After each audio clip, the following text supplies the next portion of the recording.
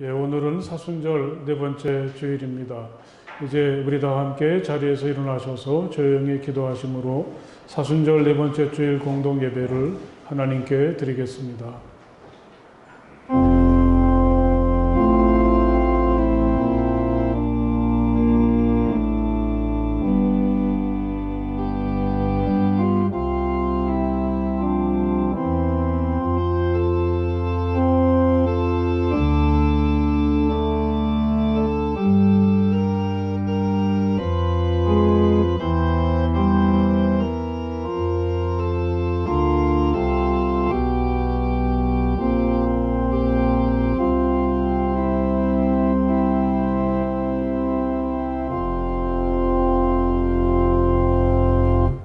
가장 높으신 하나님, 주님께 감사를 드리며 주님 이름을 노래하는 것이 좋습니다.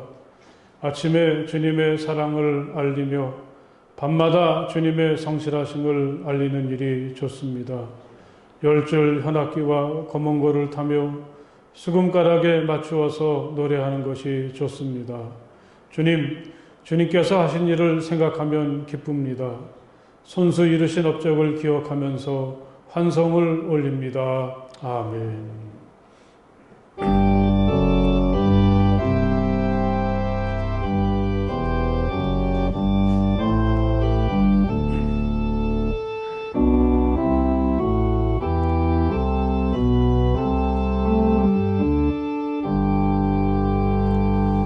다 찬양하여라 전능왕 창조의 주께 내 혼아 주 찬양 평강과 구원의 주님 성도들아 주 앞에 즐겁게 찬양하여라.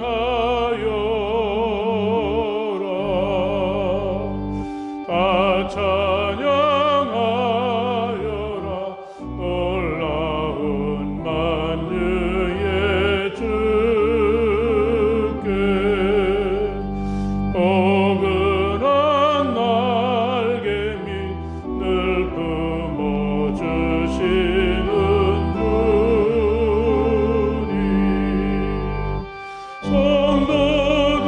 성도들아 주님의 뜻 안에서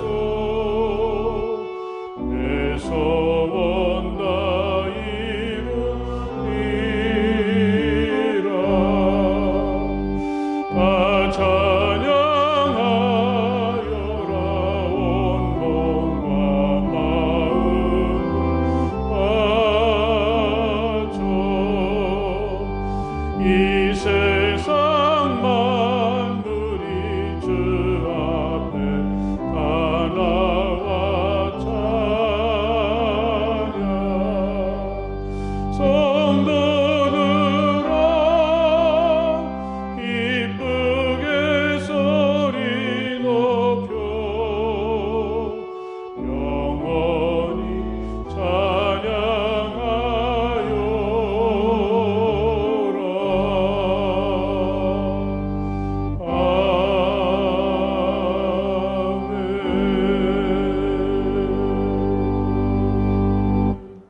예, 이제 우리 다 함께 침묵하시면서 마음으로 하나님께 기도를 드리시겠습니다. 하나님, 제가 여기 있습니다. 따뜻한 사랑으로 품어주시고 제게 있는 모든 부끄러움과 허물들을 제하여 주시옵소서. 또 제가 앓고 있는 질병과 아픔들을 사랑의 손길로 치유해 주시기 원합니다. 우리 간절한 마음으로 조용히 침묵하시며 기도하시겠습니다.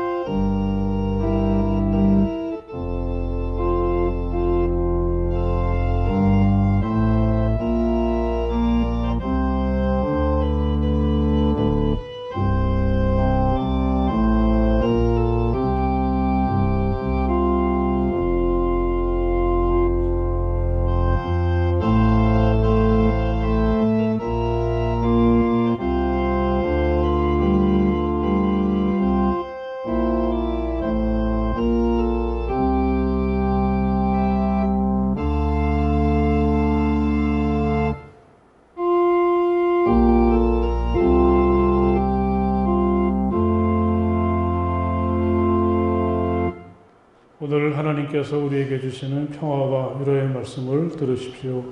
나는 평화를 너희에게 남겨준다. 나는 내 평화를 너희에게 준다. 내가 너희에게 주는 평화는 세상이 주는 것과 같지 않다. 너희는 마음에 근심하지 말고 두려워하지도 말아라. 아멘.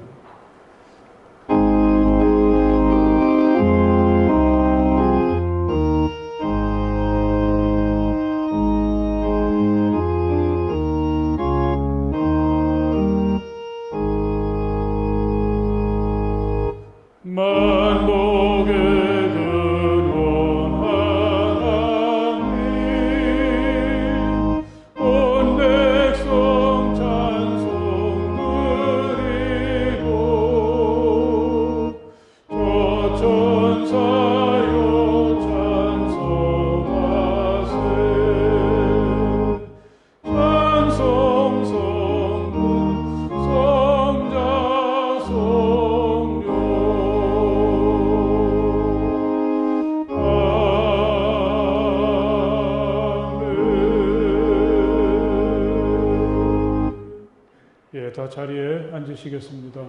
이 시간에 다 함께 기도하실 때에 정도전 권사님께서 나오셔서 기도해 주시겠습니다. 전능하신 여호와 하나님 아버지, 오늘 거룩한 주일 주님 성전에 나와 예배드리며 하나님의 말씀으로 다시 힘을 얻게 하시니 감사드립니다. 온 마음으로 드리는 우리들의 예배를 받아 주시옵소서. 하나님으로부터 내리는 하늘의 축복이 이 성암재단에 충만히 내려 주시옵소서. 하나님 아버지, 사순절 4주간을 맞이하였습니다. 순환당하시며 시험당하신 주님, 자신의 몸을 내어 십자가에 달려 죽으시며 우리에게 구원의 생명을 주시었습니다. 진정한 그리스도인으로서 이 귀중한 사순절 기간을 주님만을 묵상하며 우리의 참모습을 되돌아보게 하시옵소서. 세상 속에서 우둔하기만 한 저희들은 이기적 욕심으로 가득하여 물질만 바라보며 유혹 속에 빠져듭니다. 보이는 것에만 탐하는 육신의 어리석음을 물리치게 하시옵소서. 오로지 주님만을 바라보며 기도와 경건한 생활로 조용히 묵상하며 지나가게 하시옵소서. 하나님 아버지, 새로운 시작의 계절 3월의 봄을 주시었지만 저의 현실은 어둡고 암담하고 지쳐 있습니다. 모든 것이 어려운 현실에 처해 있는 우리나라를 기억하여 주시기 바랍니다. 지난 2월 초부터 발생된 전염병인 코로나가 전국 곳곳으로 확진되어 위기 속에 공포와 고통을 받고 있습니다. 우리들이 섬기는 교회와 각 가정과 생업의 현장 사업장에서 이 위기를 잘 넘길 수 있도록 보호하여 주시옵소서. 이 모든 것이 우리 인간들의 교만함과 하나님을 멀리하였기 때문입니다. 하나님 아버지, 모든 것을 회개하옵니다. 우리들의 죄를 용서하여 주시옵소서. 이웃을 먼저 생각하는 마음을 주시고 두려운 마음을 내려놓고 기도하게 하시옵소서. 코로나19 바이러스가 소멸되어지기를 간절히 소원하며 기도합니다. 저희들이 섬기는 성암재단을 함께하여 주시옵소서. 늘 성령 충만함으로 기쁨을 주는 건강한 교회가 되게 하시옵소서. 특별히 성암의 교우 중에 투병하는 교우가 있습니다. 건강 회복을 위한 간절히 기도하는 소원을 들어 주시옵소서. 이 시간도 주시는 말씀을 통하여 성령 충만케 하시오며 우리들은 힘을 얻고 역병의 바이러스가 퇴치되며 물리쳐지는 역사가 일어나게 하시옵소서. 그리하여 전 세계 인류와 함께 우리들 삶 속에서 힘차게 나아가는 우리 모두가 되어지게 하시옵소서. 예수님 이름 받들어 간절히 기도드렸습니다. 아멘.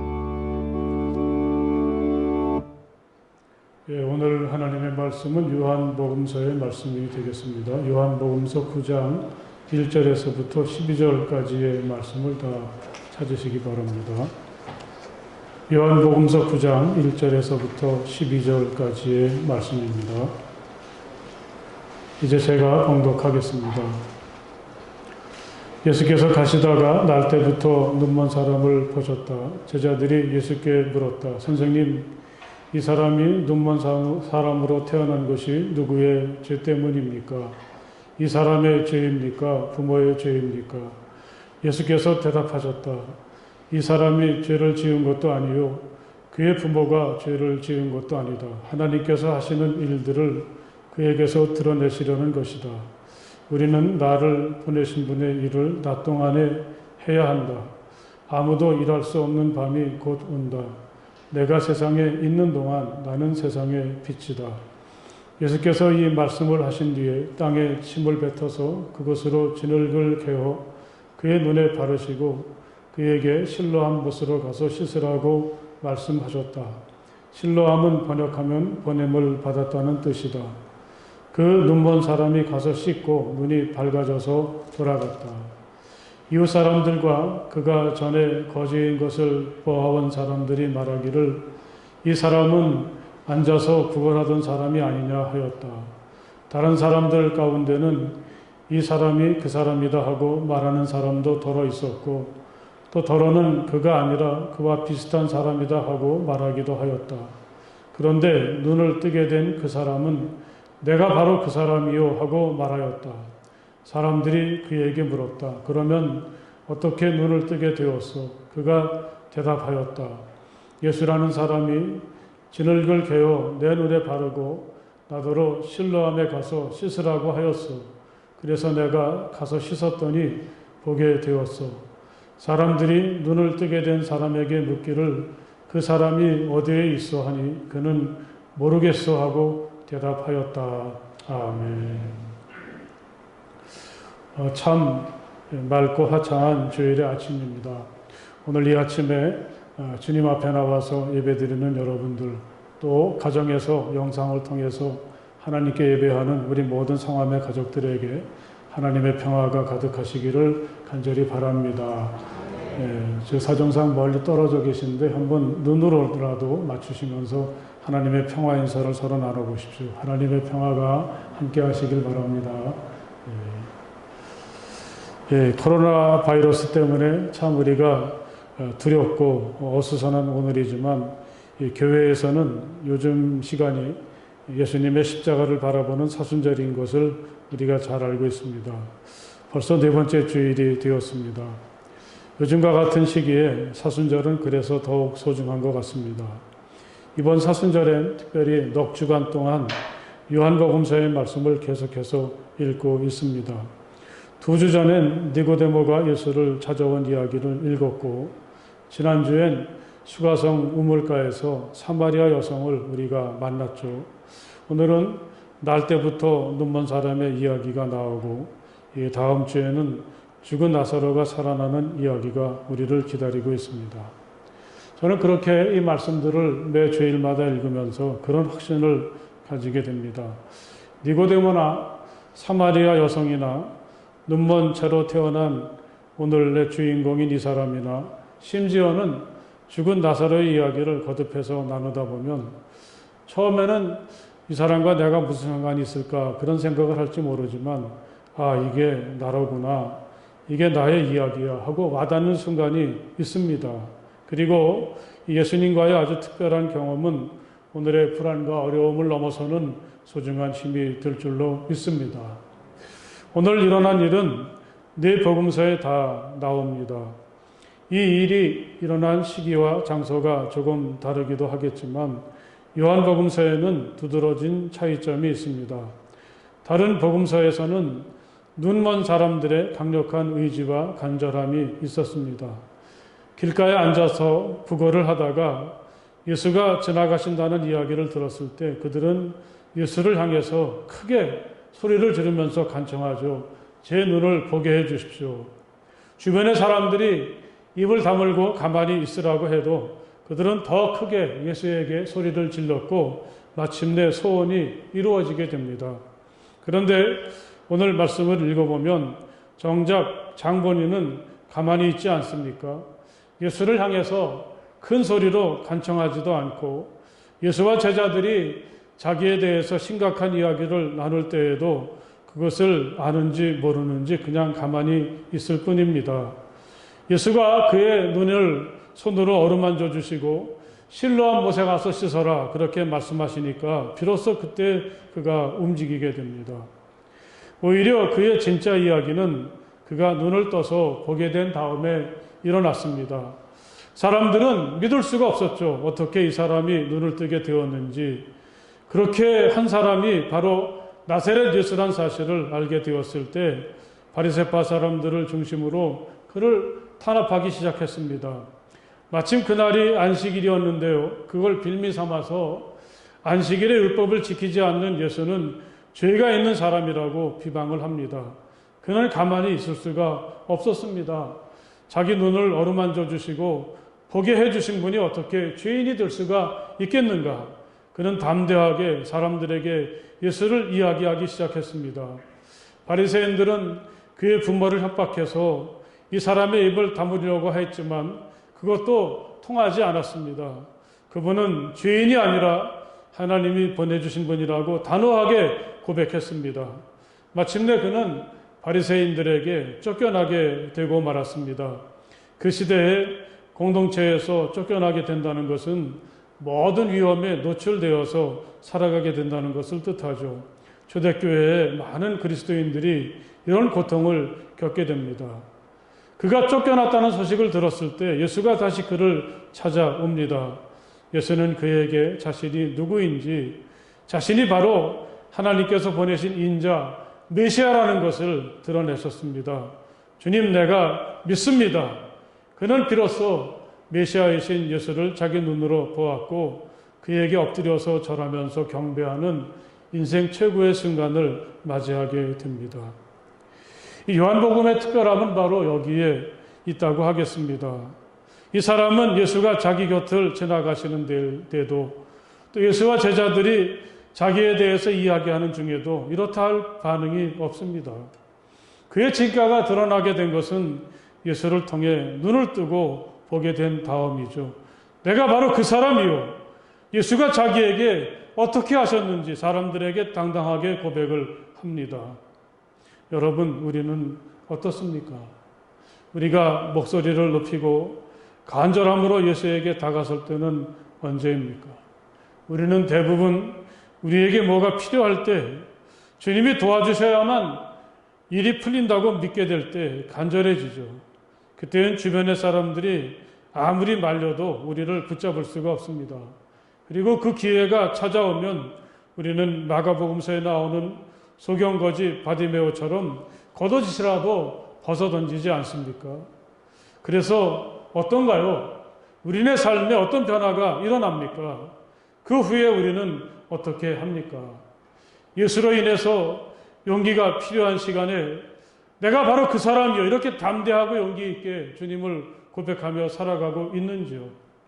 사람들에게 핍박을 당하고 모든 관계, 모든 것으로부터 고립될 위협 앞에서도 우리는 흔들리지 않고 변함없이 주님을 고백하고 주님을 찬양하고 나사렛 예수가 내게 하셨던 일을 드러내면서 살아왔는지 우린 진지하게 자신의 믿음에 대해서 생각해 보아야 하겠습니다. 이 인생 최고의 순간이 바로 그런 때가 아니겠습니까? 내가 바로 그 사람이요, 담대하게 외칠 때 말이죠. 다른 사람들이 다 검다고 할 때 하얗다고 말할 수 있는 것, 다른 사람들이 다 절망할 때 예수를 바라보면서 희망을 이야기하고 믿음으로 불확실성을 극복해내는 것 말이죠. 자기를 미워하는 사람에게도 사랑과 용기로 다가서는 것, 이런 것들이 바로 우리 인생의 최고의 순간이라고 저는 믿습니다. 자, 이제 말씀을 함께 나누어 보겠습니다. 도대체 그에겐 무슨 일이 일어났습니까? 여러분, 이 말씀을 읽으면서 한번 그의 입장이 되어 보십시오. 이 사람에게 무슨 희망이나 즐거움이 있었을까요? 어디서도 자신이 세상을 살아야 될 이유나 목적을 찾을 수가 없습니다. 날 때부터 앞을 볼 수가 없었고 그가 할 수 있는 일이라는 게 단지 길가에 앉아서 사람들에게 구걸하는 일뿐이죠. 세상의 아름다움을 볼 수도 없었고 하루 종일 길가에서 구걸하는 일이라는 게 얼마나 비참하게 자신을 바라보게 했을까요? 그의 주변에서도 그를 존중하는 사람은 없습니다. 오늘 말씀을 보면 제자들조차도 이 사람이 가지고 있는 최소한의 자존심조차도 배려하지 않습니다. 이 사람을 두고 예수에게 이 사람이 이렇게 된 것이 누구의 죄 때문인가? 그들은 진지하게 묻고 있지만 본인이 있는데 이런 행동을 하는 것은 그의 기분이나 인격을 무시하지 않고는 할 수가 없는 일이죠. 더욱 그를 아프게 만들었던 것은 자기가 이렇게 된 것이 죄 때문이라고 하는 주변 사람들이 자신을 바라보는 시선입니다. 당시 유대 사람들은 이 병이 죄 때문에 생긴다고 믿었습니다. 그러니 그는 자기 자신 또는 부모가 죄인이라는 생각에서 벗어날 수가 없습니다. 한번 생각해 보십시오. 날 때부터 볼 수 없었던 사람이 죄를 지었다면 무슨 큰 죄를 저질렀다고 하겠습니까? 그럼에도 불구하고 그는 항상 죄책감에 시달릴 수밖에 없죠. 사람들은 누구나 그의 곁을 지나가면서 항상 그런 눈으로 바라보게 됩니다. 그의 인상은 시작부터 이렇게 잘못되었습니다. 눈이 멀어서 태어났고 시간이 갈수록 절망적이고 힘들어집니다. 그가 할 수 있는 일이라는 것은 단지 구걸하는 것뿐이고 자신을 향한 사람들의 시선은 그를 많이 힘들게 하죠. 마치 큰 죄라도 저지른 죄인처럼 대하니까 그는 이런 식으로는 더 이상 살기가 힘들 것 같습니다. 누구 탓일까? 제자들마저 예수에게 자기를 두고 이렇게 말할 때 그는 자기는 더 이상 세상에 있어서는 안 되는 사람이라는 생각을 가지게 됩니다. 여기서 한번 우리는 생각을 해봐야 되겠습니다. 누구 탓인가? 우리가 살아왔던 삶을 돌아볼 때 우리들도 이렇게 질문을 던질 때가 종종 있지 않습니까? 이 사람처럼 상태가 심각하지는 않더라도 돌이켜보면 우리에게도 가슴 아픈 순간들, 지금까지도 나를 힘들게 하는 일들이 있었습니다. 그럴 때 우리는 종종 누구 탓이야?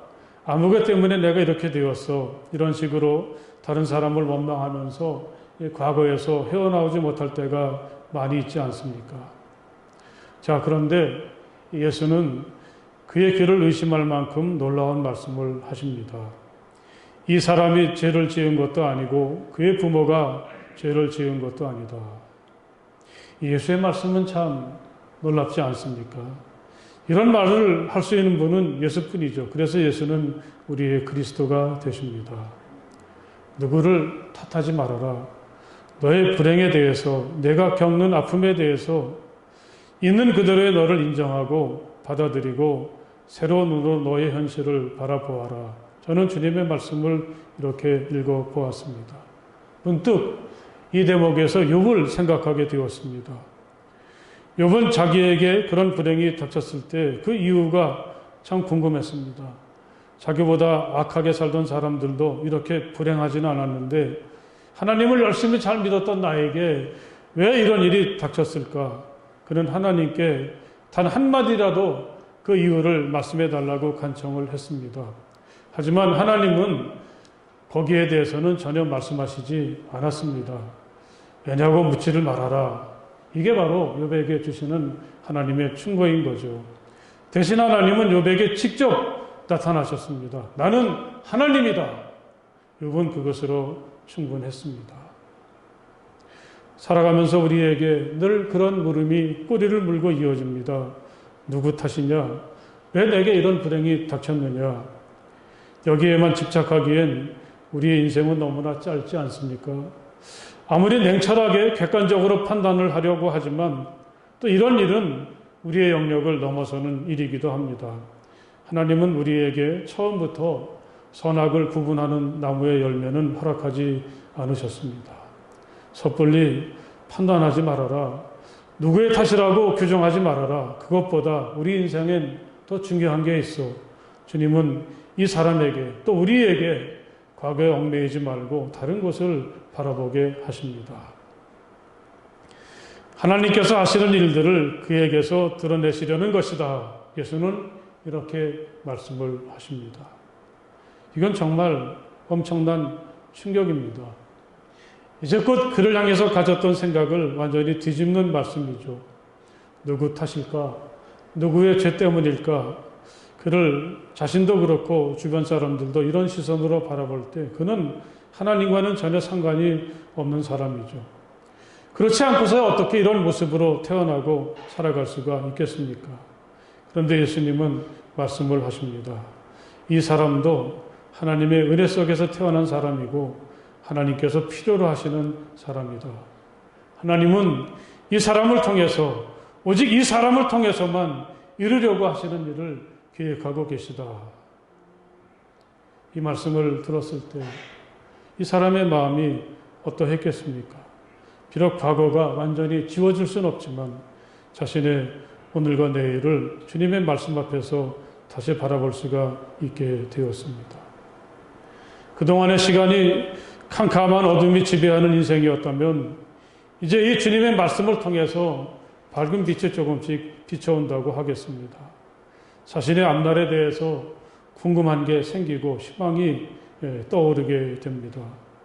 무엇보다도 하나님께서 자신을 통해서도 무엇인가 하실 일들이 있다는 것이 그를 흥분하게 하고 자신을 다시 바라보게 합니다. 나는 완전히 버림받은 게 아니로구나. 아무에게도 쓸모없다고 생각을 했었는데 하나님께서 나를 필요로 하실 줄은 정말 몰랐어요. 사랑하는 여러분, 우리가 그리스도의 신 예수를 믿는다는 것 속에는 이런 뜻이 있다는 것을 마음속에 새기시기를 간절히 바랍니다. 오늘의 내 모습이 어떠하든지 사람들이 나를 어떻게 평가하고 바라보든지 나는 하나님께 필요한 사람이요. 나만이 감당할 수 있는 하나님의 일이 있어 자신의 자존감이나 가치를 이렇게 하나님으로부터 찾는 사람들, 그리스도인이란 바로 이런 사람들을 말한다고 하겠습니다. 이렇듯 주님은 우리가 자신을 새롭게 볼 수 있게 해 주십니다. 주님을 통해서 우리는 그동안 감추어져 있었던 소중한 가치나 아름다움을 얼마든지 발견하게 되죠. 내가 세상에 있는 동안 나는 세상의 빛이다. 예수는 이렇게 말씀을 하십니다. 여러분, 같은 사물이라도 빛이 비출 때 다르게 보이지 않습니까? 나사렛 예수의 빛이 우리를 비추실 때 누구 탓인가? 누구 때문일까? 어두운 과거에 붙잡혔던 우리들이 자신을 새롭게 볼 수가 있게 됩니다. 오늘이란 현실 속에 감추어져 있던 나의 소중한 가치를 우리는 예수를 통해서 찾을 수가 있게 된다는 말씀이죠. 집 짓는 자들이 버린 돌이 집 모퉁이의 머릿돌이 되었다. 예전에 어떤 신앙인이 고백했던 이 말씀을 예수님도 아주 소중하게 읽으셨습니다. 세상에서는 버려진 돌멩이 같은 사람이라도 하나님은 그를 소중히 여기시고 귀한 일에 사용하도록 부르셨다는 말씀이죠. 우리 눈이 밝아진다는 건 이런 걸 말하는 거겠죠. 그동안 볼 수 없었던 자신의 소중한 가치를 예수님을 통해서 바라보게 되는 것 말씀입니다. 예수께서 이 말씀을 하신 뒤에 땅에 침을 뱉어서 그것으로 진흙을 개어 그의 눈에 바르시고 이제 주님은 몸을 굽히시고 그에게 다가가셔서 그의 눈을 어루만져 주십니다. 우리가 보기엔 좀 많이 이상하지 않습니까? 흙과 침이라니 이러다가 눈병이 더 질 것 같은데 예수님의 시대 사람들은 침이나 흙 속에 사람들을 치유하는 성분이 있다고 믿었습니다. 여러분, 이 말씀을 어떻게 읽으십니까? 이 모습을 상상해 보면 정말 가슴이 따뜻해지지 않습니까? 하나님의 아들이신 분이 몸을 낮추시고 손을 침과 흙으로 더럽히시면서 그의 눈을 보게 하기 위해서 정성껏 어루만져 주십니다. 우리는 여기서 예수님이 이 사람을 얼마나 깊이 뜨겁게 사랑하는지 그 마음을 읽을 수가 있지 않습니까? 이렇게 하시는 분이 바로 나사렛 예수인 것을 믿으시기 바랍니다. 이 세상은 우리의 약점이나 아픔을 가지고 흉을 보기도 하고 이야기거리로 삼지만 예수님은 사랑으로 우리에게 다가와 주십니다. 얼마나 아플까? 얼마나 답답할까? 얼마나 불안할까? 우리를 긍휼히 여겨주시고 우리를 어루만져 주십니다.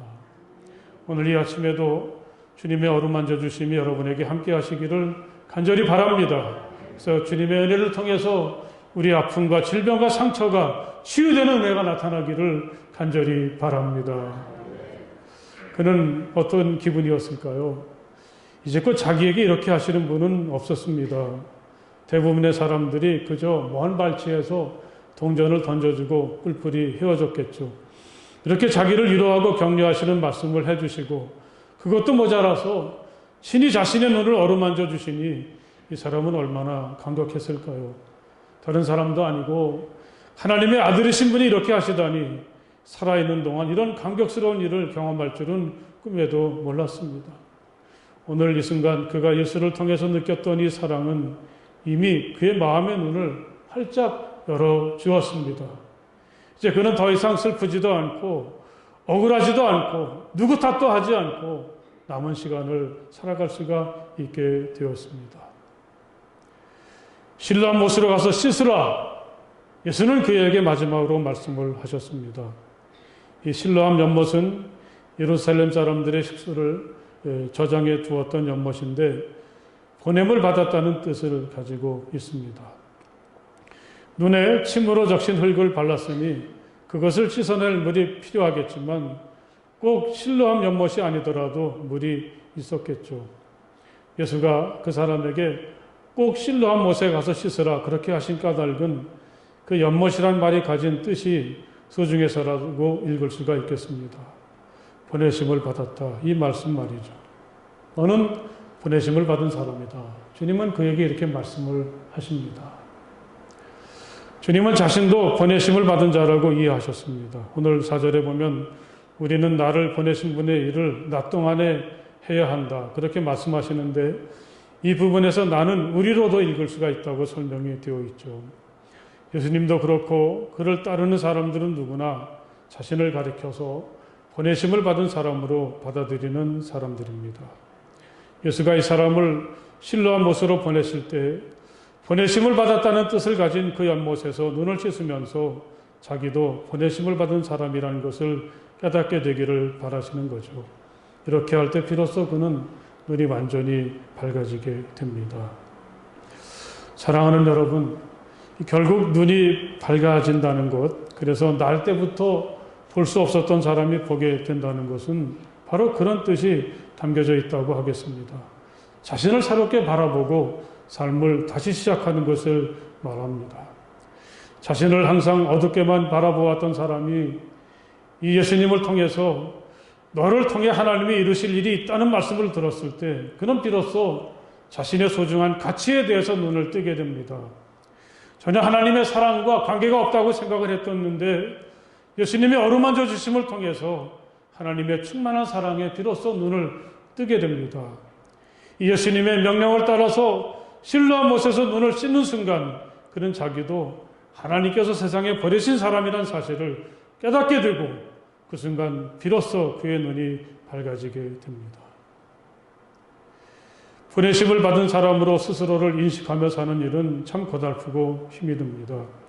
우리는 그 후 그가 어떻게 살았는지를 앞에서 이미 살펴보았죠. 그래도 이것처럼 행복하고 멋진 인생이 어디 있겠습니까? 내가 바로 그 사람이요. 그의 고백 속엔 얼마나 자랑스럽고 충만하고 멋진 자신을 바라보고 있는지 그 마음이 잘 담겨져 있습니다. 비록 우리가 눈을 떠서 잘 보면서 살고 있지만 우리가 날 때부터 소경은 아니었다고 하더라도 오늘 이 말씀 앞에서 우리는 과연 나의 눈은 밝은가 스스로 다시 한번 살펴보아야 하겠습니다. 비록 내가 가진 것이 없고 세상이 날 알아주지 않는다고 할지라도 눈만 밝으면 문제될 것이 없다는 사실을 믿으시기 바랍니다. 오늘 우리의 눈이 예수님을 통해서 밝아질 수 있기를 주님의 이름으로 간절히 축복을 드립니다. 하나님은 우리를 정말 소중히 여기십니다. 여기에 우리의 진정한 가치가 있습니다. 하나님은 우리를 정말 사랑하십니다. 이게 바로 오늘 우리가 세상을 살아내는 힘이 됩니다. 나는 보내심을 받은 사람입니다. 내가 이루어야 할 하나님의 일이 있습니다. 이 사실이 우리가 인생을 살아가는 진정한 이유가 되고 목적이 된다는 사실을 마음속에 새기십시오. 내가 바로 그 사람입니다. 하루를 살아도 이런 당당함과 충만함 속에서 오늘을 살아가는 우리가 될 수 있기를 주님의 이름으로 간절히 축복합니다. 할렐루야. 우리 기도하시겠습니다. 누구 탓인가, 누구 때문인가 항상 주눅이 들고 마음속에는 불평과 불만이 가득 차서 살아가는 우리들이 오늘 예수님을 통해서 우리 자신을 향한 새로운 사실에 대해서 눈을 뜨게 하시니 정말 감사합니다. 우리는 하나님이 꼭 필요로 하시고 정말 사랑하시고 또 하나님께로부터 거룩한 목적을 가지고 세상에 보내심을 받은 거룩한 존재들임을 다시금 깨닫게 도와주시니 감사합니다. 오늘 예수님의 말씀을 통해 우리의 눈이 밝아져서 이런 신비로운 자신의 모습을 바라볼 수 있도록 도와주시옵소서. 내가 바로 그 사람입니다. 당당하게 세상에 나가서 하나님의 사랑을 전하며 살아가는 우리가 될 수 있도록 붙잡아 주시옵소서. 예수님 이름으로 간절히 기도드렸사옵나이다. 아멘. 사순절 네 번째 주일을 맞이해서 주님 앞에 나와서 예배드리는 여러분들, 그리고 또 가정에서 영상을 통해 예배드리는 분들에게 하나님께서 평화와 은혜로 충만하게 하시기를 간절히 바랍니다.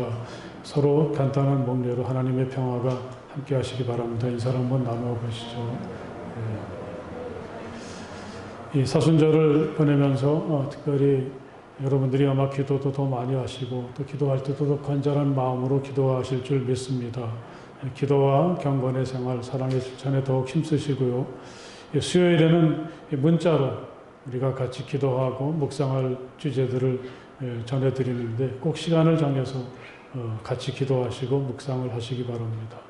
금요일에는 주님의 순환을 기억하면서 말씀을 묵상할 수 있는 자료를 우리 박은실 목사님이 홈페이지에 올려놓고 있으니까 여러분들이 들어가셔서 꼭 보시고 영적으로 다시 일어서는 또 기회가 될 수 있기를 바랍니다. 세계적으로 점점 이 코로나19가 확산되고 있는데 속히 진정될 수 있도록 여러분들이 많이 기도해 주시기 바랍니다. 이 코로나19 사태가 진정될 때까지는 우리가 이런 식으로 지내야 할 것 같습니다. 9시에, 주일날 9시에 교회에서 공동예배를 드리고 또 대략 이 영상이 편집되고 또 가정으로 제공되는 때는 한 1시쯤 될 것 같은데 교회에 오시지 못하는 분들은 1시에 영상으로 가정에서 예배를 드리시면 좋겠습니다. 다른 모임이 없더라도 여러분들이 서로를 위해서 기도해 주시고 또 좀 안부도 많이 물어보시고 이전보다 더 밀접하게 직접적인 접촉은 좀 힘들겠지만 전화나 SNS를 통해서 그런 관계를 좀 잘 이루어갈 수 있도록 해주실 것을 부탁을 드리겠습니다. 이제 우리 다 함께 자리에서 일어나셔서 주기도문 찬송 함께 찬송을 부르시겠습니다.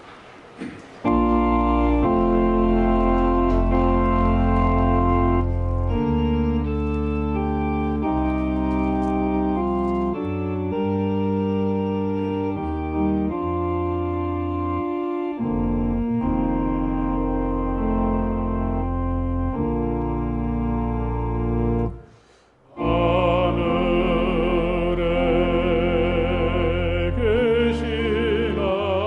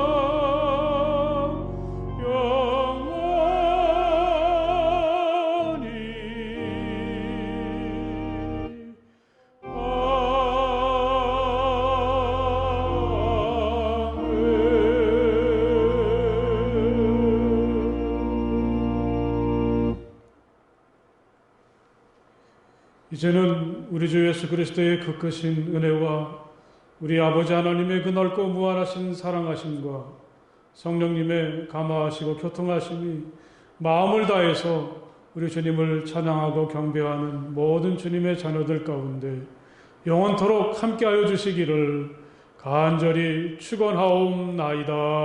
아멘.